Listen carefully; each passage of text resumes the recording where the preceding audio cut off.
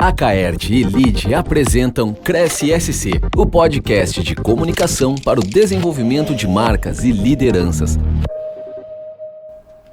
Olá, sejam bem-vindos a mais uma edição do Cresce SC. Eu sou a jornalista Melina Calduro, coordenadora de conteúdo da rede de notícias A Caerte, e hoje eu recebo um convidado muito especial aqui no nosso estúdio, que é o presidente do Tribunal de Contas do Estado de Santa Catarina, Erneus de Nadal. Bem-vindo, presidente. Obrigada por aceitar o nosso convite. Obrigado, Melina. A Caerte é um modelo de associativismo que serve de exemplo para o nosso país. Organiza e reúne rádio e televisão, reúne a comunicação de forma organizada e faz com que a informação, a notícia, a boa música chegue a todas as regiões de nosso estado com rapidez, com presteza e, o que é muito importante, a notícia é fidedigna, a notícia é séria e pode ser considerada por todo nosso cidadão que acompanha aquilo que acontece, aquilo que ocorre em nosso estado. Obrigada, presidente. O presidente Erneus de Nadal, ele é natural de Palmitos, aqui em Santa Catarina, é advogado de formação, foi prefeito de Caibi, 5 vezes deputado, conselheiro do TCE desde 2009, o primeiro do extremo oeste catarinense. Presidente, é uma trajetória, né? Eu havia concluído o meu curso de Direito, começava a advogar, e aí ainda cedo, muito cedo, com 26 anos de idade, acabei então assumindo o desafio de ser gestor, de ser prefeito de um pequeno município. E daí depois eu acabei então dando continuidade a essa vocação de servir a população. Isso com certeza me realiza, me faz bem, e no início fazendo gestão, depois atuando no parlamento. O parlamento também nos ensina, nos conduz por caminhos que às vezes são na situação, na defesa do governo, e outros na oposição, que não é menos importante, porque tem o grande compromisso, a grande responsabilidade de fiscalizar, de fazer a crítica construtiva. E depois disso, então, no Tribunal de Contas, com uma missão extremamente importante: fazer o controle externo, fazer o controle do dinheiro público. O grande desafio é fazer mais com menos, é fazer com que as pessoas, aquelas que mais precisam, aquelas mais carentes, as mais vulneráveis, possam receber, através das políticas públicas, a atenção e, logicamente, o dinheiro público.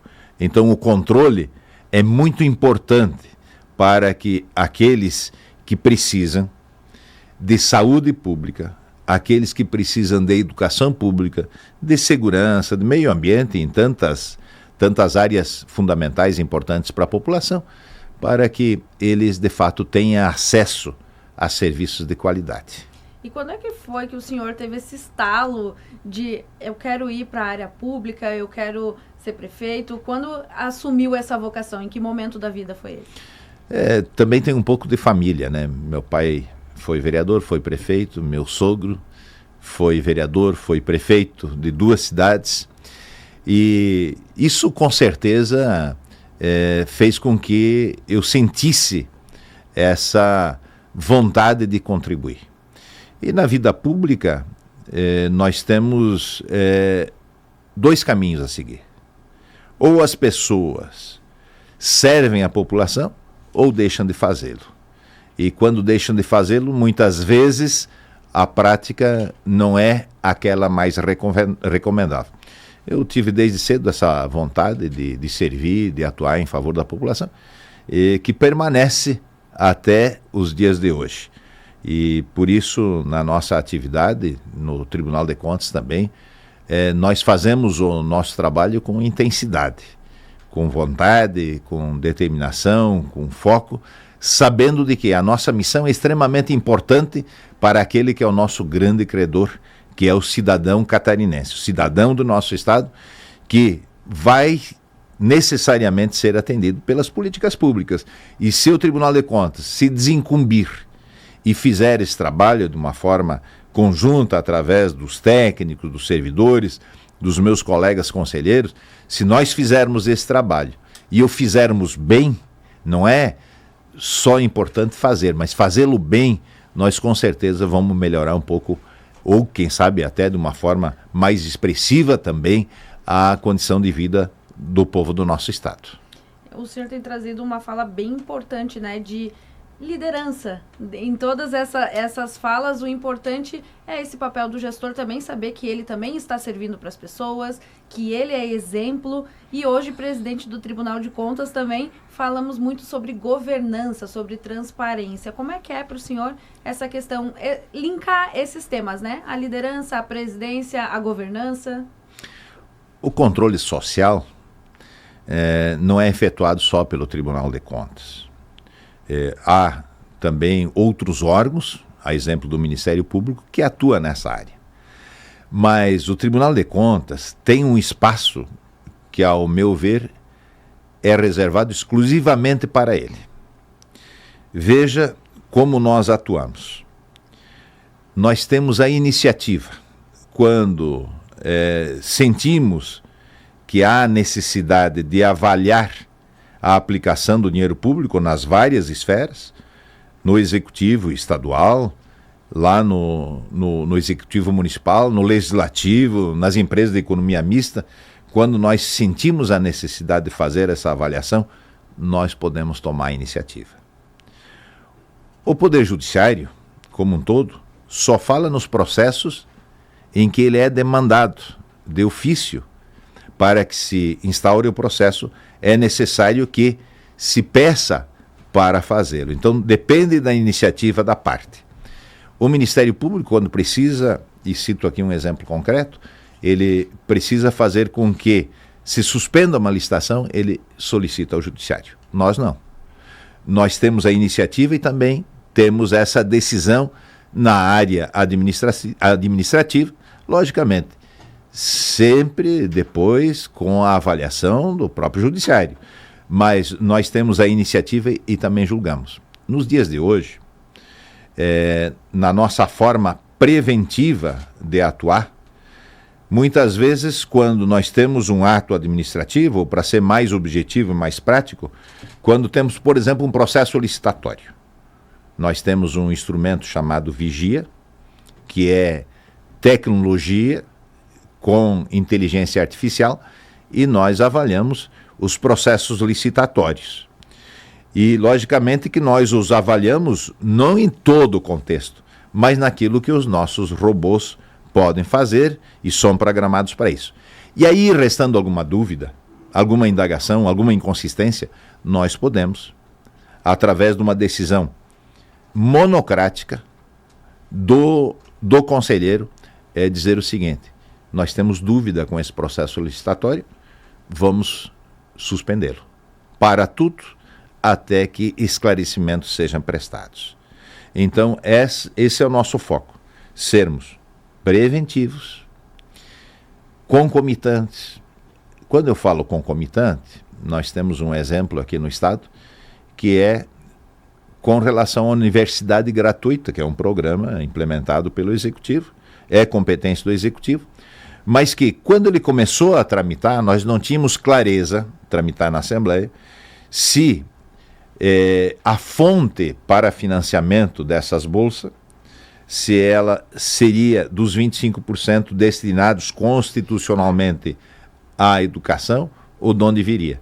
Nós fizemos um estudo e prontamente, a título de contribuição, é assim que nós atuamos, a título de contribuição, remetemos ao Executivo, à Secretaria de Estado da Educação, e também, logo em seguida, à Assembleia Legislativa, dizendo: os 25% constitucionais não podem ser destinados para especificamente esse programa de ensino superior.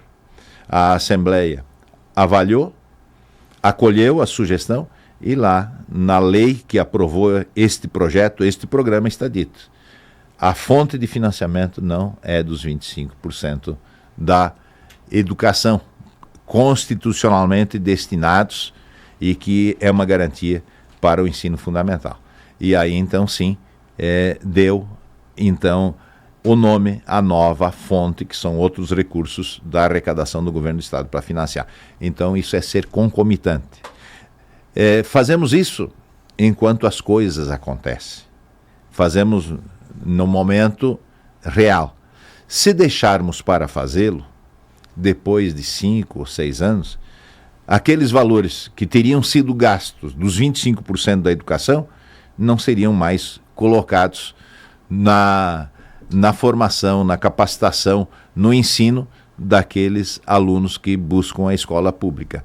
Mas sim, não seria mais, esse período não seria mais recuperado, esse tempo perdido e também esses investimentos que não seriam feitos em favor dos alunos da escola pública e acabariam indo para uma outra área.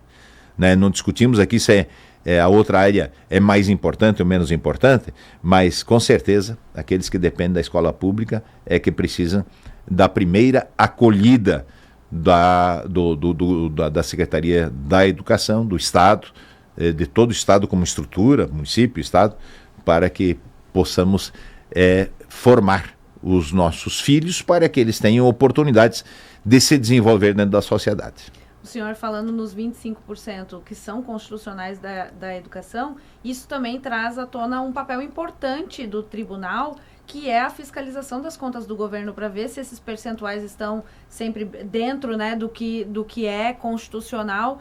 E como como é que funciona essa avaliação das contas?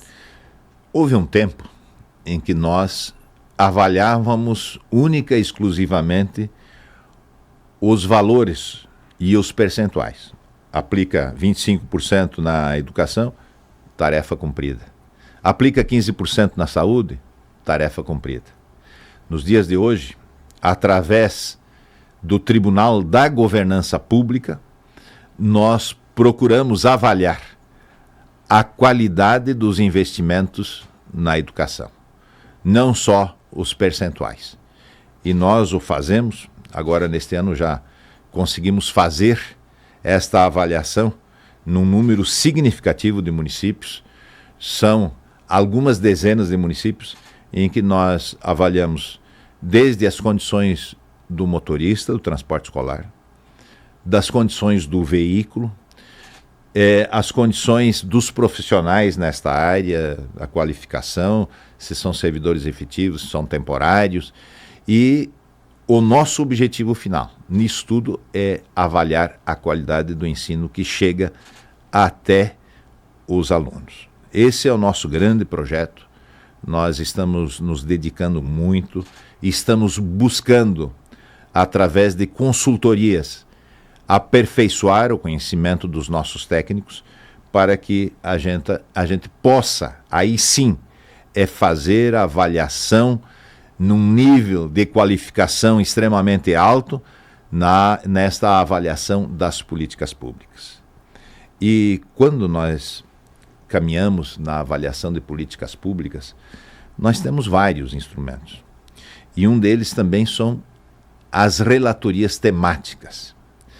Todos os assuntos que sejam, vamos dizer, momentosos, que sejam importantes para aquele momento, nós temos a condição de criar, além da relatoria tradicional, que tem a relatoria da educação, das contas de governo, a relatoria da saúde, nós temos então relatorias temáticas. E vou citar um exemplo, que é a relatoria que está a cargo do vice-presidente José Ney Ascari.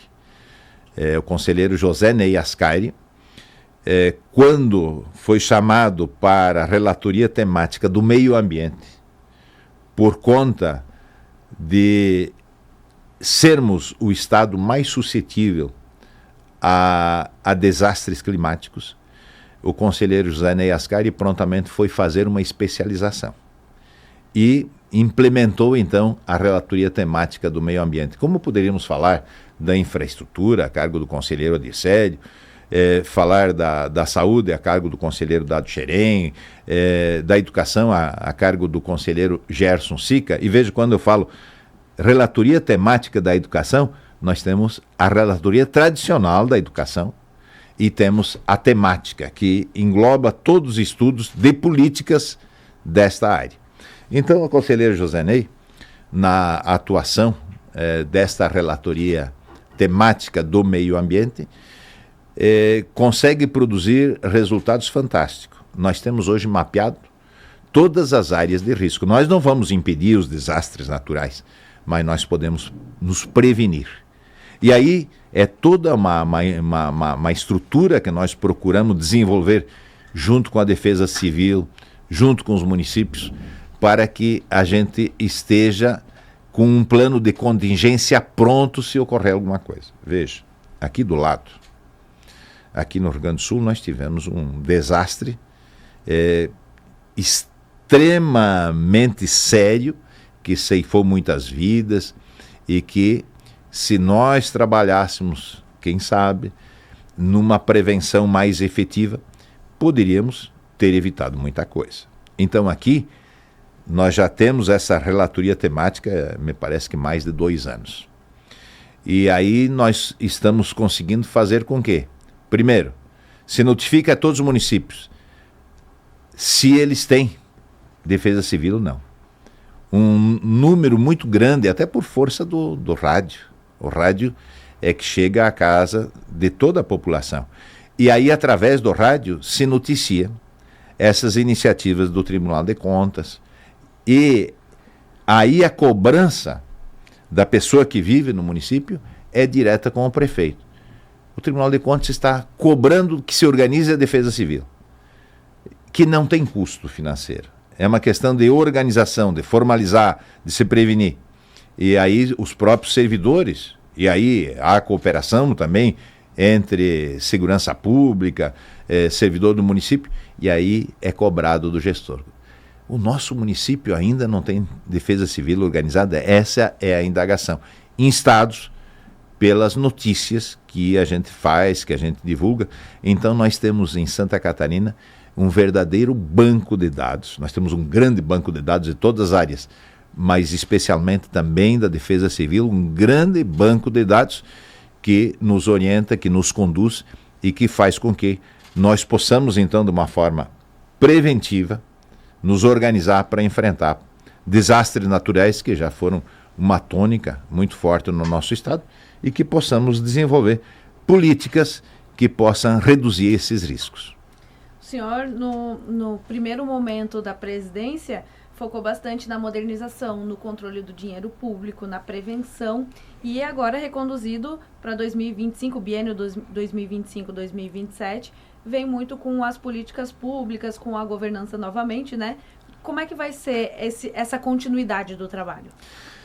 Nós, nos últimos anos, desenvolvemos muito por conta do trabalho, e agora cito só um ex-presidente, que é o que me antecedeu, que é o conselheiro Adircélio, e aí nós poderíamos citar todos os presidentes do Tribunal de Contas que trabalharam nos últimos anos de uma forma extremamente forte, hercúlea, dedicada nesta área de tecnologia. Então a tecnologia é uma das grandes ferramentas que nós temos em mãos para fazer o controle do dinheiro público, avaliar as políticas públicas, fazer o trabalho de parceiro. Lógico, é bom que se destaque do bom gestor, até porque o Tribunal de Contas não é só política pública, que já seria o bastante, e também não é só governança onde as políticas públicas estão inseridas, mas o Tribunal de Contas também é fiscalizatório e também é punitivo. Essa é uma atribuição constitucional que nós temos, são as nossas competências. Então, nós fazemos todo esse trabalho de bom parceiro, melhor dizendo, de parceiro do bom gestor, mas também temos o nosso trabalho, que é a competência que nos foi dada pelo Constituinte, lá na Carta Maior, na Constituição Federal, que depois também se reproduziu aqui na nossa Constituição Estadual. Então, nós temos hoje tecnologia, que nós precisamos dar um impulso muito grande, impulso que vai continuar. É através da tecnologia que nós temos o banco de dados. E esse banco de dados nos permite avaliar, por exemplo, preços.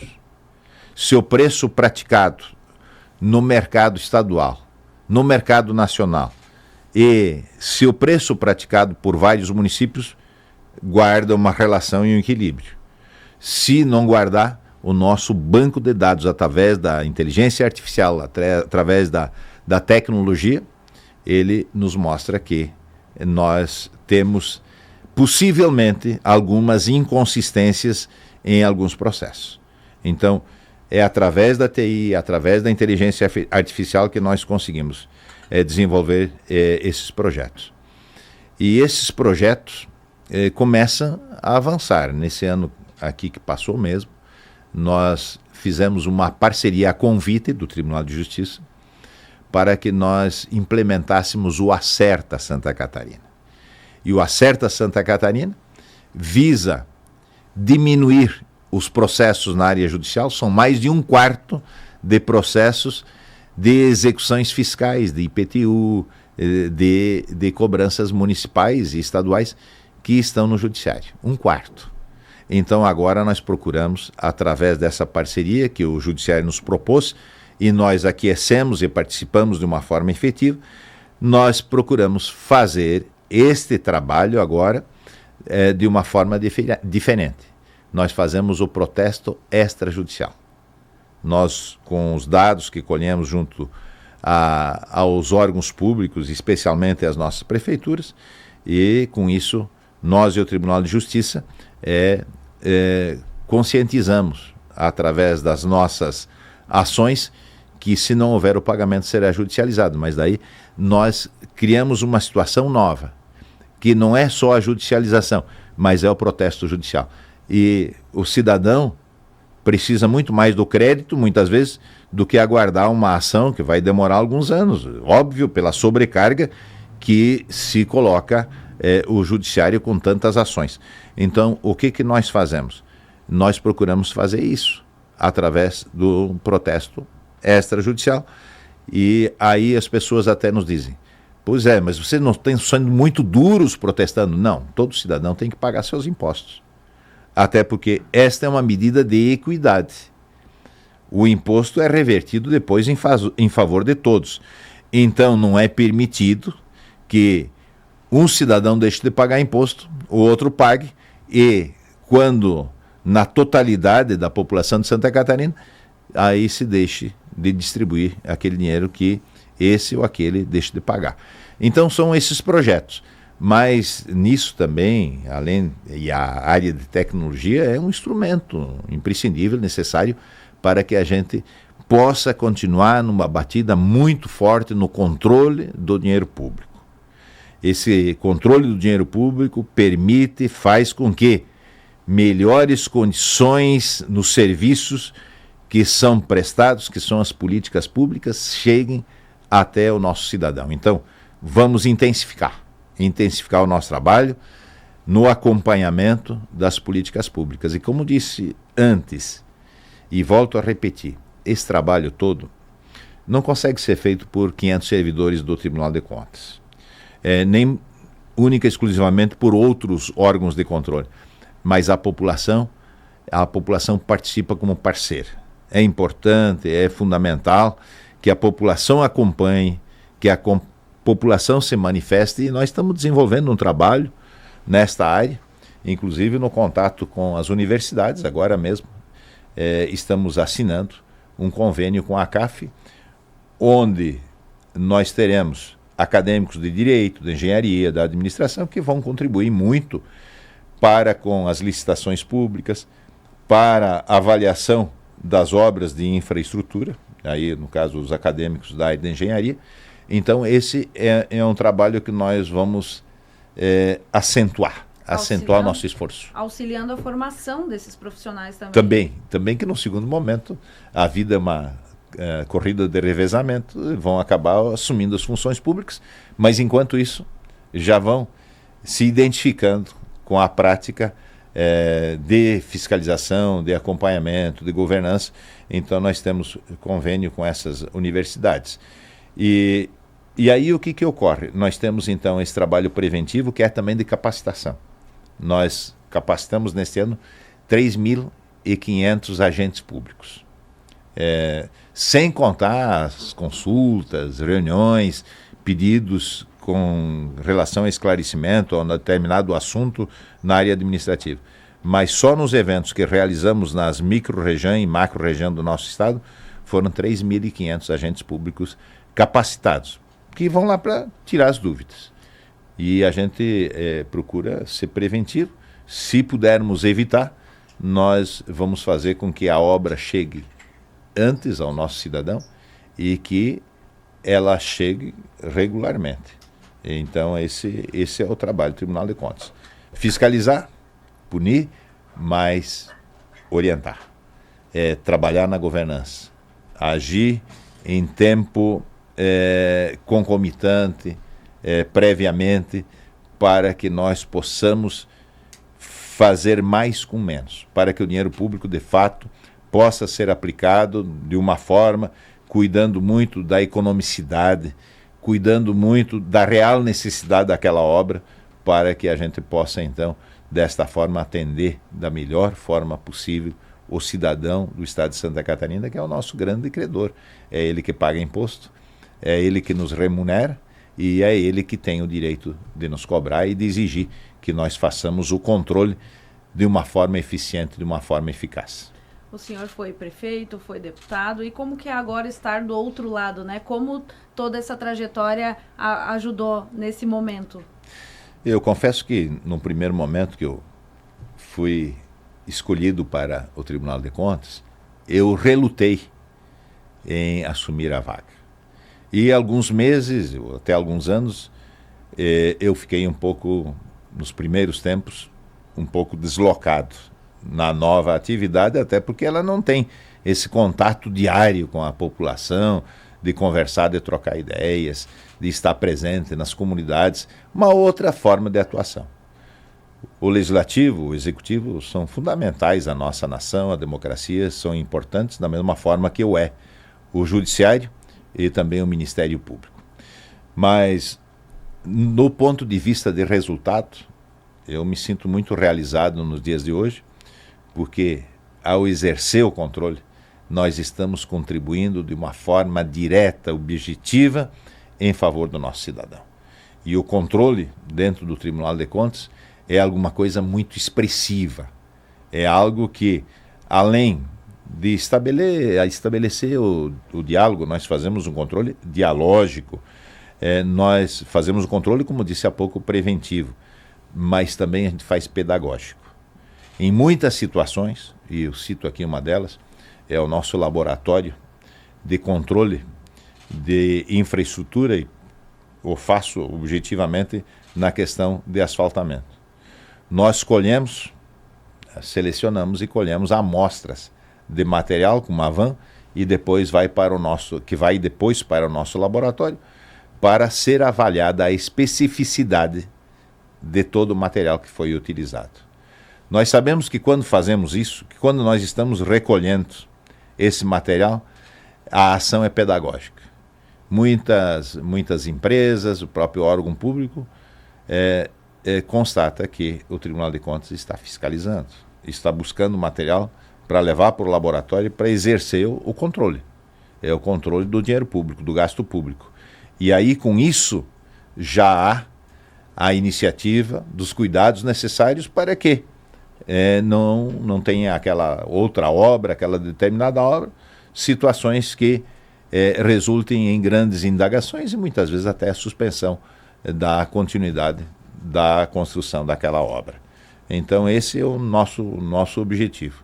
O objetivo está assim, governança, preventivo, concomitante, punitivo se for o caso, fiscalizatório quando necessário. Então esse é o nosso papel. E isso, muitas vezes as pessoas nos indagam, mas o tribunal, quando está agindo dessa forma, às vezes é duro, é forte, nem sempre somos compreendidos por conta disso, mas nós também visamos a proteção do próprio gestor. Quando nós suspendemos, por exemplo, uma licitação, é possível que o responsável faça o saneamento daquele processo. Acerte as situações que gerem inconsistência, pendência. Acertado isso, a licitação continua. Se isso não for feito, depois de 4, 5, 6 anos, esse gestor pode ficar respondendo a um processo, muitas vezes até se torna um processo judicial pela iniciativa do Ministério Público e no próprio Tribunal de Contas. Então, esse é o objetivo, é evitar o dano. Até porque, depois de alguns anos que essas coisas ocorrem, essas irregularidades, ou até sendo mais forte ilicitudes que elas ocorrem, é difícil de resgatar o dinheiro público. Até porque daqui a pouco o gestor não existe mais, daqui a pouco a empresa também já deixou de existir, e aí é muito difícil de recuperar dinheiro público. Então, se nós agirmos concomitantemente, preventivamente, nós vamos zelar pelo dinheiro público e com isso vamos atender melhor a sociedade. Até porque o dinheiro público é o dinheiro do cidadão, né? Ele leva o nome de dinheiro público, mas na verdade é um dinheiro que pertence a todos nós, né? Então a expressão dinheiro público às vezes dá uma outra impressão que esse dinheiro é público, né? Lógico que ele é público, ele atende o interesse público, mas de forma mais sintética e objetiva, o dinheiro público é o dinheiro de todos nós. E nós queremos que ele volte em obras, em realizações, para que eles nos proporcionem mais bem-estar. Presidente, eu adorei a nossa conversa e como eu falei para o senhor no bastidor, eu sempre peço para o nosso convidado deixar um conselho, um comentário, uma fala. Então o microfone está aberto para o senhor deixar um recado para o nosso cidadão que está nos acompanhando. O dinheiro público, que é o dinheiro de toda a sociedade, a saúde pública, a educação pública, na grande esmagadora maioria das vezes, quase totalidade, a única porta onde o cidadão tem que buscar o atendimento nessas áreas tão vitais para ele e para a família dele. Então é muito importante que tenhamos o controle social através de toda a população, que a gente cuide e que todos aqueles que trabalham com o dinheiro da população cuidem para que ele seja bem aplicado, que não haja desvios, que não haja má aplicação, para que o dinheiro público, de fato, possa atender aqueles que precisam desses serviços e que necessariamente são prestados pelo Estado. Nós até podemos ter um amigo, um familiar, ou temos um plano de saúde, nós que temos essa condição podemos ter, mas a esmagadora maioria da população não tem essa condição e depende dessa única porta onde buscar o atendimento quando mais precisa na área da saúde, na área da educação, na área das políticas públicas como um todo. Então, o grande compromisso de todos nós como Tribunal de Contas, responsável pelo controle externo, pelo controle do dinheiro público, e também cada um que atua com o dinheiro público, que também é responsável pela boa aplicação desses valores, que todos nós possamos dar a nossa melhor contribuição, fazer da melhor forma possível, com seriedade, com honestidade e com firmeza, para que a população possa ser melhor atendida. Presidente, mais uma vez, muito obrigada por ter aceitado o nosso convite. Eu quero agradecer também a você que nos acompanhou pelo YouTube da CAERT e também na sua rádio preferida. Hoje eu conversei com o presidente do Tribunal de Contas do Estado de Santa Catarina, Erneus de Nadal, e na semana que vem eu volto com mais um Cresce SC. Este foi o Cresce SC, uma parceria entre a CAERT e o LIDE.